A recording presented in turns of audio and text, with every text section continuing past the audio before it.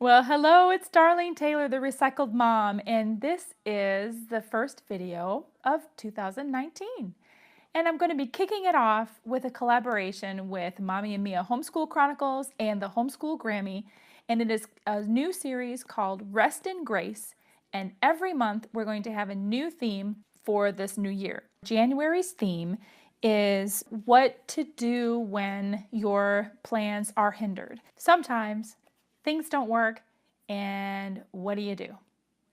And that's what we're going to be talking about today.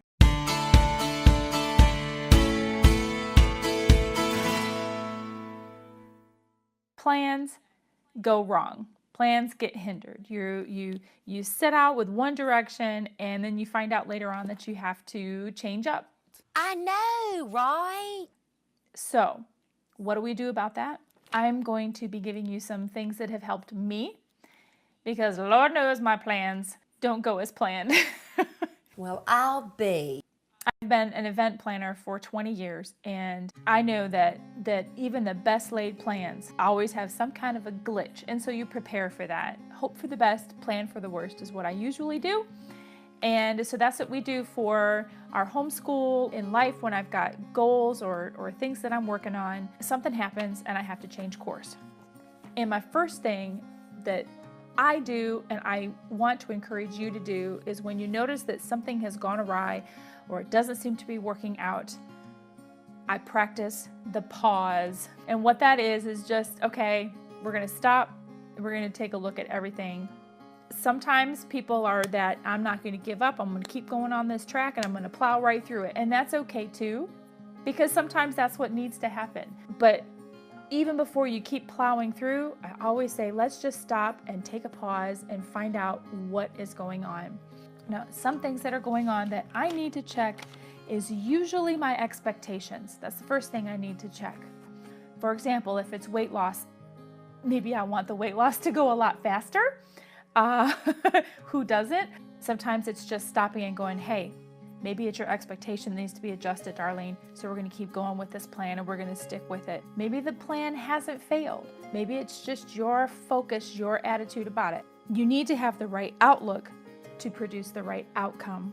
One of the verses that I really like is Psalm 62:5. My soul, wait thou only upon God, for my expectation is from Him.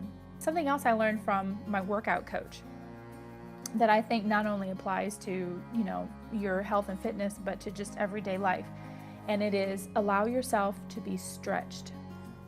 And when I was in my fitness class, there were 5 of us with a fitness coach.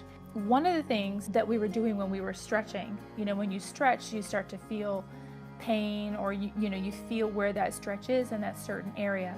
And what she would tell us is to lean into the stretch, not to force it, but just to, when you're stretching, you start to feel the pain a little bit. You feel that stretch. You just talk about lean into it just a little bit. One other thing that she said too was also to breathe into the stretch. When you're breathing and you're getting oxygen and life into that area that is painful, and you're getting more oxygen into that area, and then you're expanding into that area and you're stretching it so that it can be able to handle more. So leaning into that stretch or leaning into the pain, into that pressure point, helps you in the long run to be able to stretch further, be able to take on more, to be able to go with the flow and be more flexible. Instead of asking yourself, why me? Ask yourself, what do I need to learn from this? Because there's always something to be learned from a trial or from the suffering. Someone once told me that God never wastes a trial, and I believe that. We may never see it immediately, but we may see it in the long run, many years down the road. Whenever things seemed to fall apart for me, where things were rough growing up, or when things would get rough at home, I always would pull out my Bible and I would go to certain verses that were kind of a grounding point for me. And some of those verses I would like to share with you. Jeremiah 29:11, the NIV version of the Bible says, "For I know the plans I have for you, declares the Lord." I find comfort in that because He knows the plans. He has a purpose for me. And when I'm not quite sure where I'm supposed to go, I'm at a crossroads in my life, a crossroads with my indecisions or goals that I have to make or what's going to happen next, I can just rest and know that the Lord has purpose for me and He's going to direct my steps. Proverbs 16:9 says, "A man's heart deviseth his way," which means a man's heart plans his course, but the Lord directs his steps. So not only does the Lord have a purpose for me, He's going to direct my steps, and I can take comfort in that, and I can hold on to that promise when things seem to be falling apart and not working out. I also like Psalm 143 verse 8, and it says, "Let the morning bring me word of your unfailing love, for I have put my trust in you. Show me the way I should go, for to you I entrust my life." That's just a beautiful verse to me. The author is asking for direction. Show me the way I should go because I entrust my life to you. And he is doing it in the morning. So he's seeking the Lord first thing in the morning. Another verse is Isaiah 55, verses 8 through 9.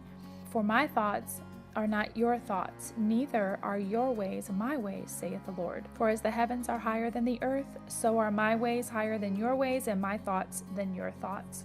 To me, I don't take that as condemnation. I take it as, hey, I'm up here, I see the big picture, and you cannot. I see what's coming down the road.